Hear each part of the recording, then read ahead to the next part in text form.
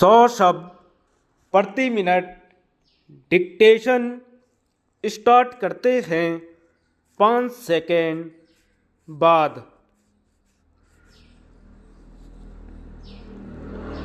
उपसभापति महोदय, अब कौन सी चीज है जिस पर भारत की सरकार पर दबाव आ रहा है, और अगर सदन का समर्थन है, देश की जनता का समर्थन विश्वास प्राप्त है, और जब तक मोरारजी भाई के नेतृत्व में देश की भागडोर है, हम और किसी दबाव से झुकने वाले नहीं हैं।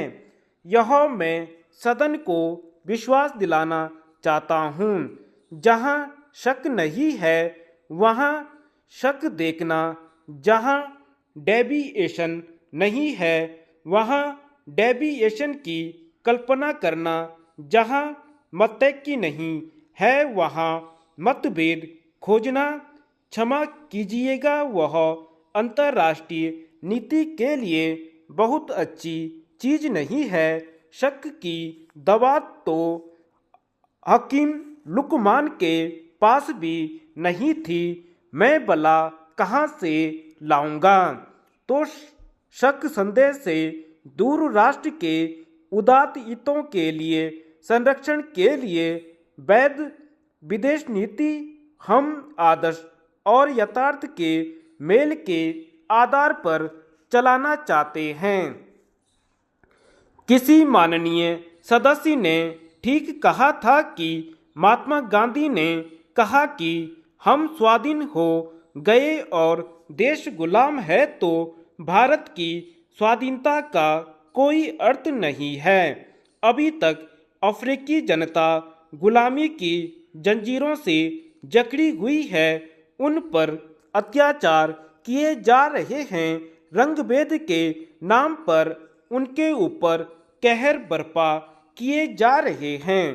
पुरानी सरकार भी उनकी मदद कर रही थी, नैतिक मदद कर रही थी, राजनीतिक मदद कर रही थी और थोड़ी सी भौतिक मदद भी कर रही थी।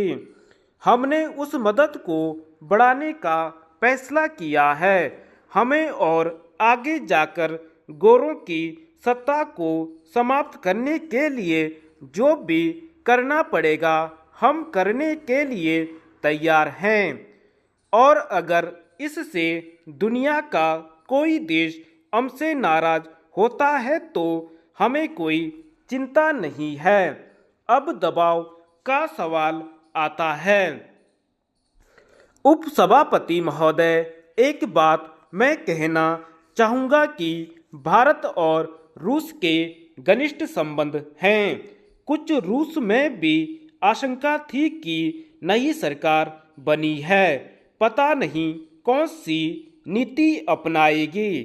हमने रूस के विदेश मंत्री श्री ग्रोमिको को भारत आने का निमंत्रण दिया, उनसे बात की, प्रधानमंत्री जी से उनकी मुलाकात हुई, मैंने उनसे बात की और वह संतुष्ट लौट गए। हम इस मित्रता को बरकरार रखना चाहेंगे, इस बारे में किसी को संदेह नहीं होना चाहिए। पंडित जी की जगह कोई और प्रधानमंत्री होता तो भी गुटनिरपेक्षता की नीति पर चलने के अलावा हमारे सामने और कोई चारा नहीं था। क्या स्वतंत्र होने के बाद भारत किसी गुट में शामिल हो जाता?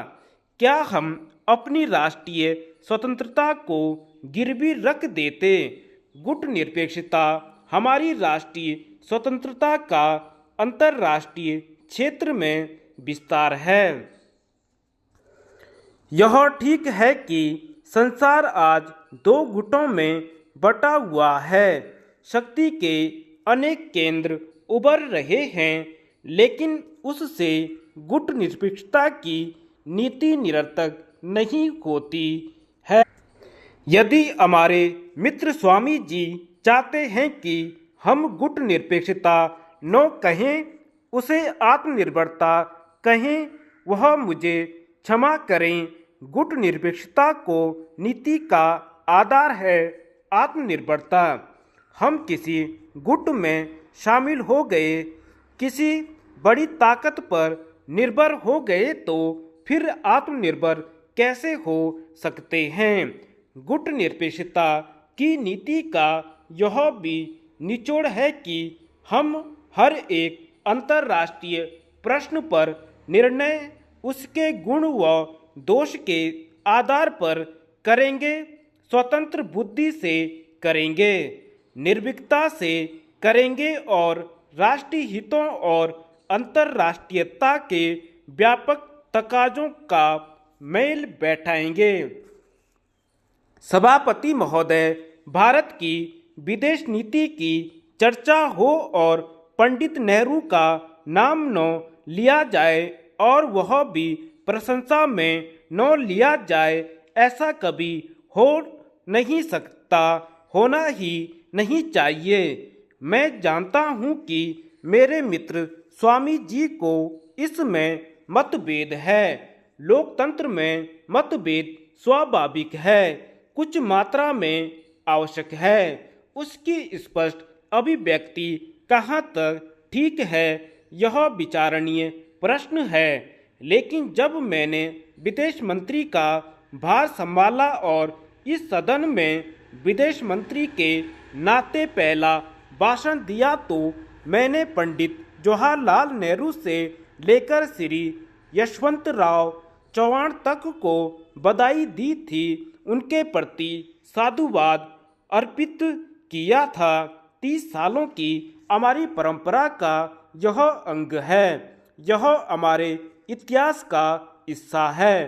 पंडित नेहरू से मेरे भी मतभेद थे और मैंने मतभेदों को कभी छिपाया नहीं, लेकिन जब कभी प्रशंसा का वक्त आया तो मैंने उसमें कृपणता से काम नहीं लिया। इतिहास और परंपरा का यह क्रम व्यक्ति मतभेदों से नहीं टूट सकता। धन्यवाद।